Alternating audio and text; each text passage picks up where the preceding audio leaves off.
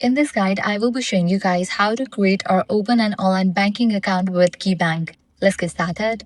First, launch your preferred browser. Now in the search box, type in KeyBank sign up and search for it. Different website links will appear. Navigate to the very first one. You'll be directed to the official website of it. Once you're over here, click on the option sign on given at the top right. Click on Enroll in Online Banking. You'll be directed to this page. Now select you want to enroll for your personal account or the business account. After you select it, click on Next. Now you'll need to verify your identity. You can do this using your debit or ATM card details along with your social security number or TIN.